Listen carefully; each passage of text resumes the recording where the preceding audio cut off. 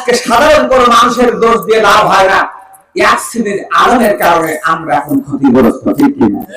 দেখেন না, এক এক আলেম এক এক পথে, এক এক আলেম এক এক মতে, বিভিন্ন পথে ঘোরাফেরা করার কারণে বামপন্থীরা আল্লাহর জমিন থেকে আল্লাহর দিনকে বিদায় করে দেওয়ার জন্য চেষ্টা করতেছে।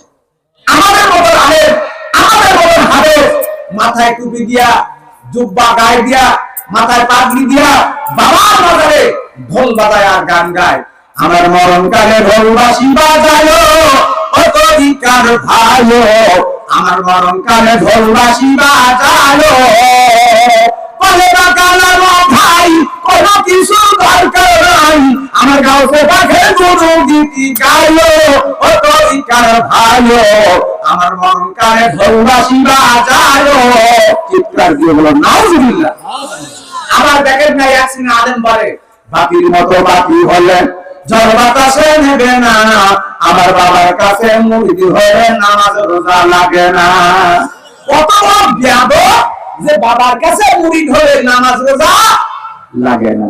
বাবা ভান্ডারি লাইন ছাড়া চলে না তোরের গাড়ি, বাবা ভান্ডারি লাইন ছাড়া চলে না তোরের গাড়ি।